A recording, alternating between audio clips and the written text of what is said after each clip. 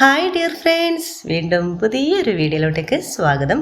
ഇനി നമുക്ക് വളരെ ഫേമസ് ആയിട്ടുള്ള അറബിക് സ്വീറ്റ് ലുക്കൈമാത്ത് എങ്ങനെ തയ്യാറാക്കുന്നത് നോക്കാം. ഡൈ സിറപ്പ് ഒഴിച്ചിട്ടാണ് നമ്മളിത് സെർവ് ചെയ്യുന്നത്. അപ്പോൾ വീട്ടിലെങ്ങനെയാണ് ഈസി ആയിട്ട് ഇത് തയ്യാറാക്കുന്നത് നോക്കാം.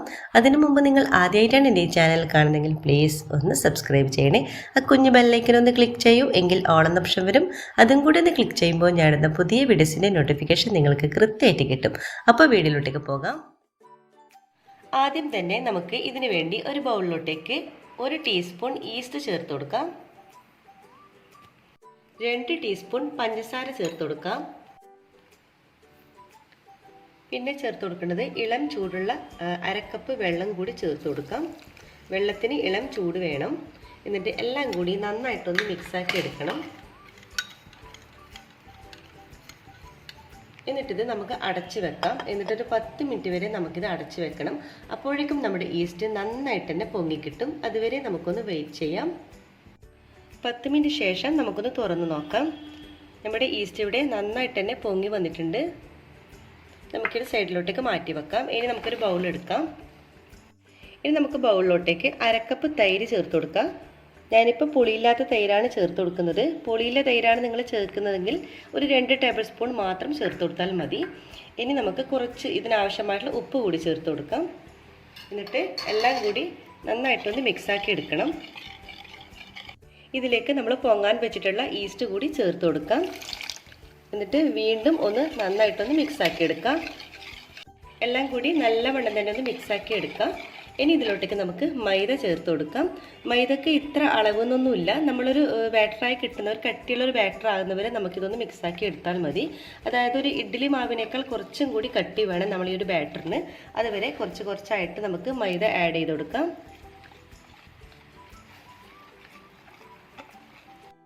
ഇത്രയും കട്ടിയിലുള്ള ഒരു ബാറ്ററാണ് നമുക്ക് വേണ്ടത്.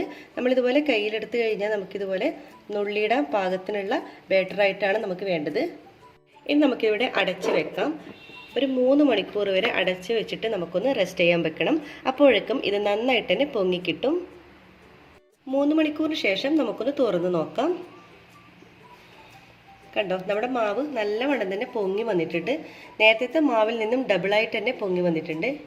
ഈ ഒരു രീതിയിലാണ് നമ്മുടെ മാവ് വേണ്ടത്. വീണ്ടും ഇത് നല്ലവണ്ണം കൂടി ഒന്നും കൂടി മിക്സാക്കി എടുക്കാം.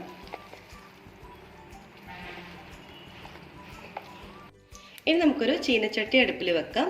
അതിലേക്ക് കുറച്ച് ഓയിൽ ഒഴിച്ചു കൊടുത്തിട്ടുണ്ട്. ഓയിൽ നല്ലവണ്ണം തന്നെ ഒന്ന് ചൂടായി വരണം. അപ്പോൾ ചൂടാവുമ്പോൾ നമുക്ക് നമ്മുടെ മാവ് കുറച്ചായിട്ട് ഒഴിച്ചു കൊടുക്കുക. ഈ ഒരു രീതിയിലാണ് നമ്മൾ ഇട്ട് കൊടുക്കേണ്ടത്. നമ്മൾ കൈ വെച്ചിട്ട് ഈ ഒരു രീതിയിൽ വേണം നമ്മൾ ഇട്ട് കൊടുക്കാൻ.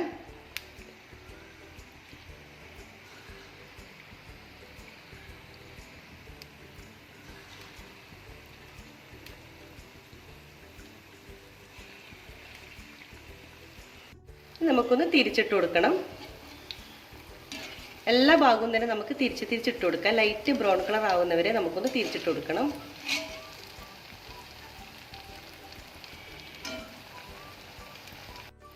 എല്ലാ ഭാഗവും ഇതുപോലെ ലൈറ്റ് ബ്രൗൺ കളർ ആകുന്നവരെ നമുക്ക് തിരിച്ചിട്ട് കൊടുക്കണം.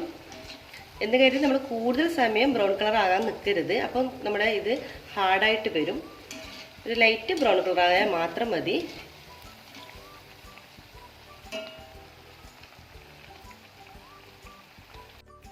അപ്പോൾ ഇതിവിടെ ഏകദേശം റെഡി ആയിട്ടുണ്ട്. ലൈറ്റ് ബ്രൗൺ കളറായി വന്നിട്ടുണ്ട്. നമുക്കിനി ഒരു കോരി മാറ്റാം.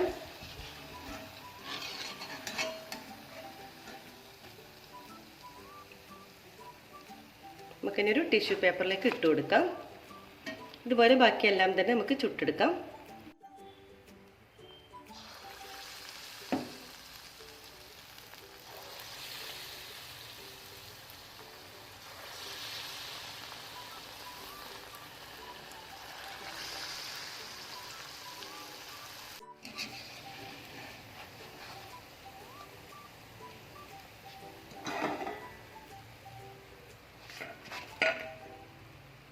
എല്ലാം തന്നെ ഫ്രൈ ചെയ്ത് മാറ്റിയിട്ടുണ്ട്. നമുക്കിനി ഒരു പ്ലേറ്റിലോട്ടേക്ക് മാറ്റാം.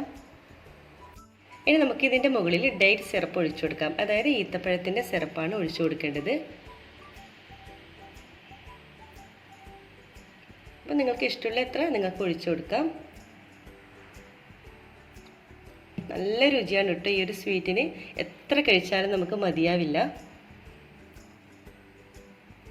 അപ്പോൾ നമ്മുടെ പാർട്ടികളിൽ ഒക്കെ നമുക്ക് ഗസ്റ്റൊക്കെ വരുമ്പോഴൊക്കെ നമുക്ക് വെറൈറ്റി ആയിട്ട് തയ്യാറാക്കാൻ പറ്റിയ നല്ലൊരു ഈസി സ്വീറ്റ് റെസിപ്പിയാണിത്.